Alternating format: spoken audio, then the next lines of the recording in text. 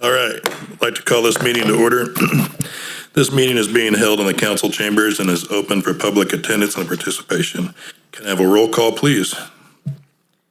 Chairperson Brookman. Here. Vice Chairperson Joel. Here. Commissioner McFarland. Here. Commissioner Sluter. Here. Commissioner Blankenship. Here. County Liaison Campbell. Thank you. And for a pledge, Vice Chair Joel, could you please lead us in the pledge?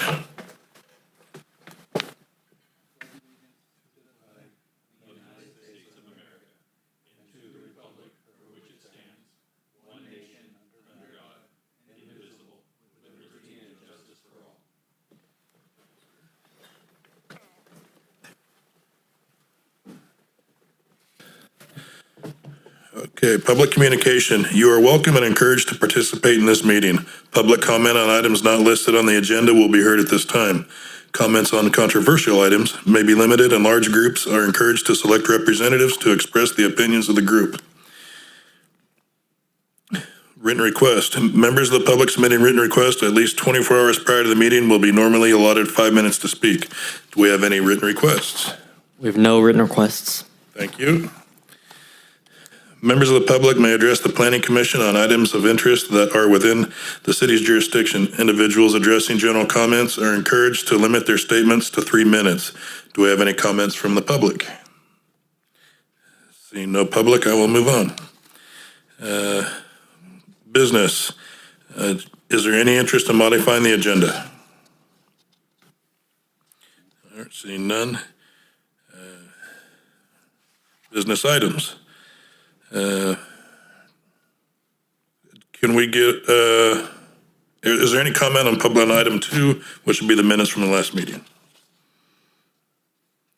Hearing none, I'll bring it back to the commission for comments or a motion. Make a motion to approve the minutes from our February 25th meeting. I'll second that. We have a motion and a second. All in favor? Aye. Aye. Opposed? Motion passes. All right, business item 3, amendment to the 2021-2029 City of Yuba City General Plan Housing Element. Presentation by Mr. Doug Libby.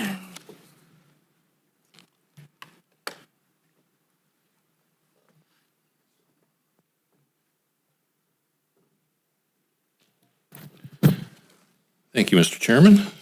Before we get started, I just want to take a moment, since we don't have a full house tonight, wanted to introduce Michelle Hernandez. She's from the City Attorney's Office. Shannon, the City Attorney, calls her a rising star in the firm, so we're very lucky to have her. She will be now attending commission meetings in place of John Fox. He left the firm. And so Michelle's actually fairly close in the neighborhood, and so she will begin attending our Planning Commission meetings in the future. All righty, welcome, Michelle. So welcome, Michelle. Glad to have you. It's a pleasure to be here. Okay, so an amendment to our 2021 through 2029 housing element. When you see something like that, it sounds really daunting, and it's not as big a deal as you think. So let me go through it with you. So tonight, you're not making a decision other than making a recommendation to the City Council on whether or not to approve an amendment to our general plan housing element. Now, the housing element is one of the state mandated elements in a general plan. You can see on the screen on the right side is the cover of our housing element. Here's what the full document looks like in printed form. So you can see that if you look at some of the text on the screen, you'll see that the housing element was adopted in March of 2022, and then certified by State Housing and Community Development, or we call HCD, on May 5th, 2022, which I was really grateful for because I started work here at the city on May 9th. So Ben, my predecessor, took care of me in that way. Okay, so some of the timelines kind of laid out when the city took different actions pertaining to the housing element, getting it adopted. And then in May of 2023, we processed a general plan amendment and rezoning to rezone certain parcels to multifamily to address policy HC7 of our housing element, which I'll go into a bit more depth with you momentarily. It was February of last year, we got a letter from HCD and saying there was a discrepancy between the properties we rezoned and the properties that were reflected in the housing element. We had some back and forth with HCD and resulted in the amendment that is before you tonight. But first, I wanted to touch on what actually goes into a housing element. And so it includes an analysis of your existing and projected housing needs. It looks at an assessment of fair housing. It looks at approach to accommodating the regional housing needs allocation. That's a mouthful. I apologize. I had nothing to do with it.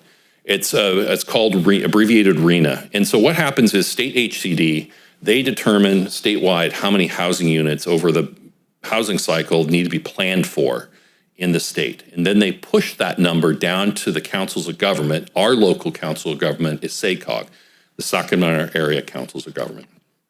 And so SACOG then has to come up with a approach to push down all the RHNA number to all the member jurisdictions of SACOG. So for good old Yuba City, we got pushed down a number of 3,800 housing units we have to plan for. Now, when we say that, what we really mean is, because we don't build housing, but we have to make sure that there's adequate sites zoned to accommodate it and they have the infrastructure that's available to accommodate that level of development. Housing element also analyzes potential constraints on housing. It does take a look at your previous housing element as well as goals, policies, and different implementation programs.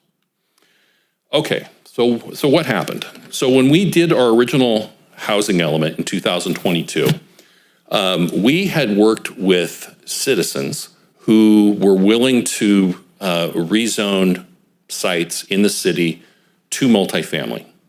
Those got incorporated into the housing element and were adopted.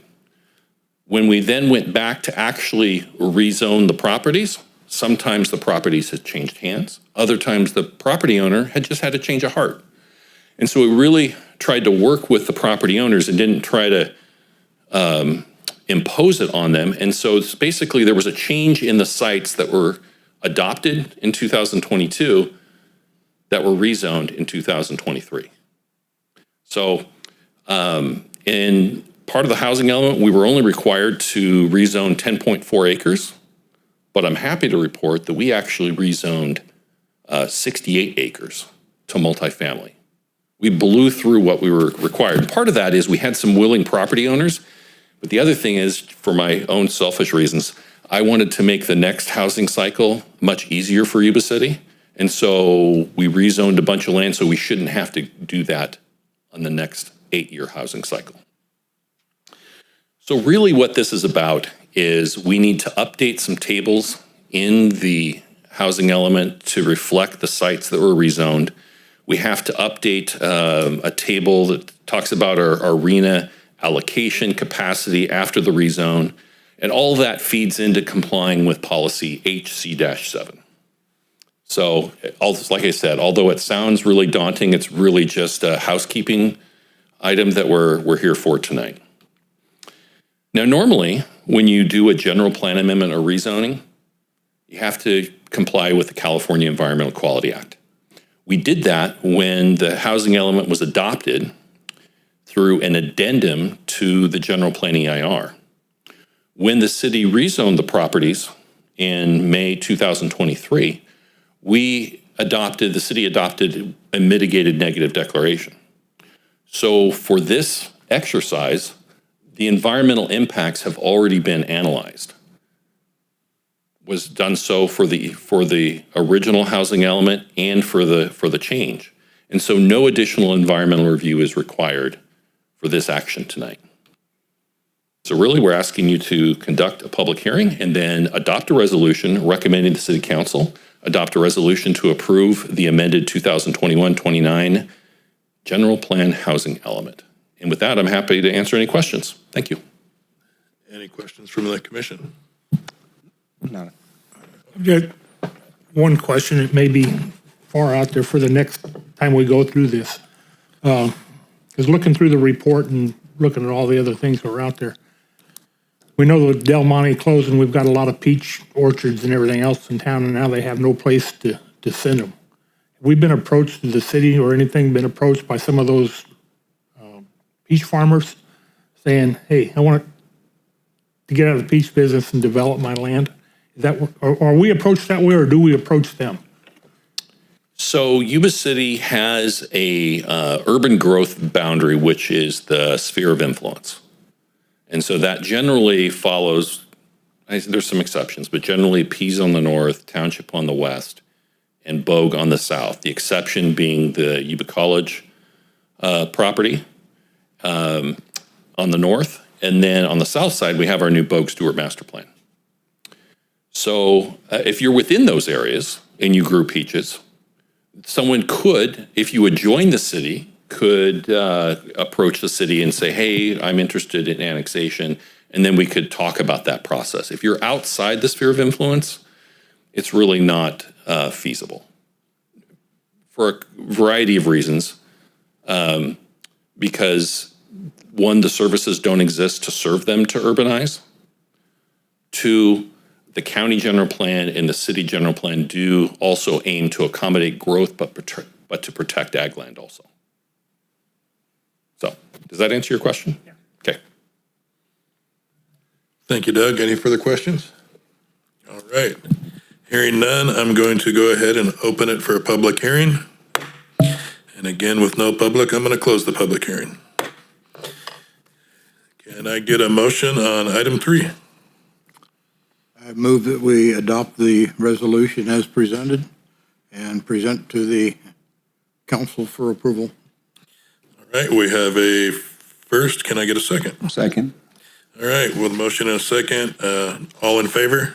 Aye. Aye. Motion passes.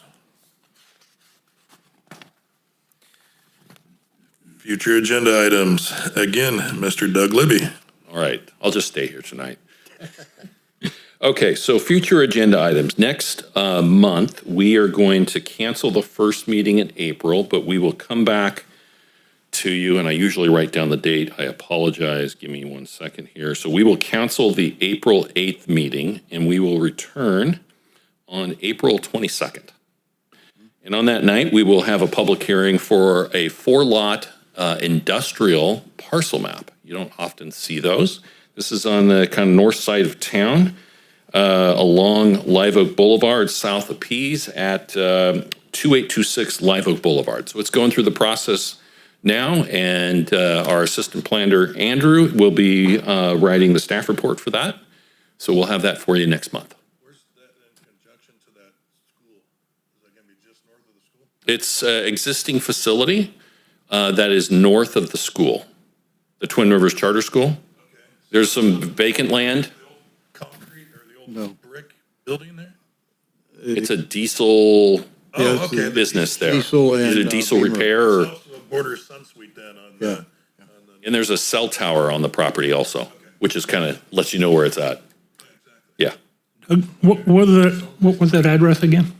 That address is 2826 Live Oak Boulevard.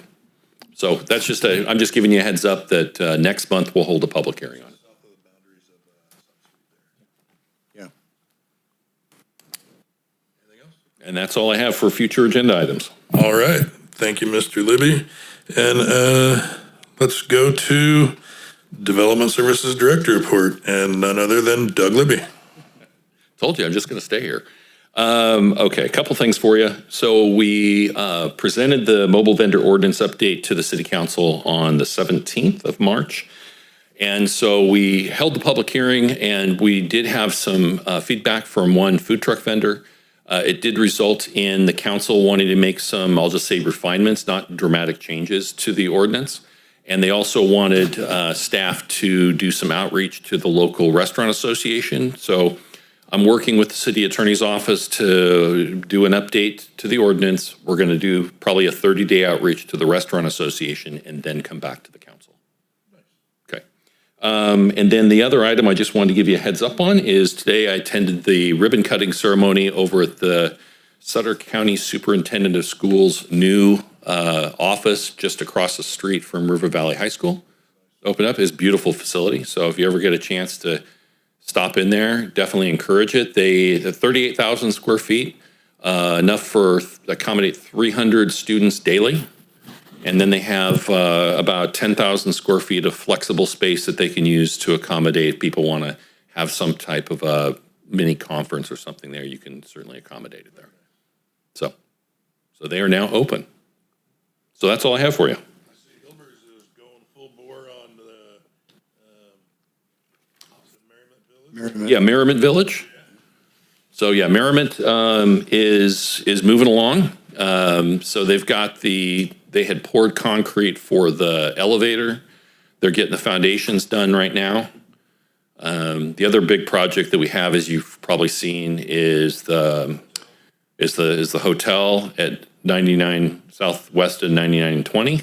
So they're making good progress there. We actually, the guys, building inspectors, made a visit there today, and we issued them a green tag so they can get some on-site power. So just so you know, that hotel is supposed to be finished in December. That's what the contract currently shows with Hilbers. Bet they'd like to get done by the first weekend in November. Right. Opened up for the parade. Yeah. Alrighty. Okay. Finally, we have the report of actions from the Planning Commission and Sutter County update. And I've already been told that when we have no liaison here from Sutter County, and we currently do not have one assigned. So, and then I do, before closing, want to remind everybody here that your forms, your 700 is due to the FPPC by the first of the month. April 1st. Yes. Got the email. Okay. So, want to make sure everybody, all right? Before you close, I just want to say, Doug, thanks for allowing us to go down to the Planning Academy. That I was going to ask you about that. How'd it go? That was a great event. There were a couple of things on the agenda. It's like, I got to clone myself. I want to be in two of them. Yeah. But Hopefully you guys did a little bit of divide and conquer. we did a little bit of that, so it worked out well. Awesome. Great location. I mean, we were put traffic to places to eat outside the hotel, and but overall, great experience. Fantastic. So glad to hear that. Got to meet some other people that are local to us, Oh, okay. to be able to talk, to sit on the planning commission with Winters, Woodland, Marysville. Marysville, Oh, nice. Dixon, little places like that. In the neighborhood. Yeah, Well, that's great to hear. yeah. So all that was wonderful, and overall experience was great. Good deal. Well, we will, depending on how things go, budget season, we'll try to provide an opportunity next year for you guys to go to the academy, if you'd like. I think that would be rather beneficial because one of the problems we had with trying to do the divide and conquer thing was that it was beginning and advanced. All of us that went down were beginning, so Right. do you go to the advanced one and not know what they're talking about? Does that gain anything? Well, you can, it can be exciting that way. I think they all just want the That is. Disneyland, if you want to know the truth. And they did announce next year it'll be in Monterey. Oh, did they? Okay. Well, at least, they always pick nice places, so. All right. With that, we'll go ahead and adjourn the meeting. All right, Michelle, thank you very much. Thank you. Thank See you you. next month. Okay, sounds good. Bye. Bye.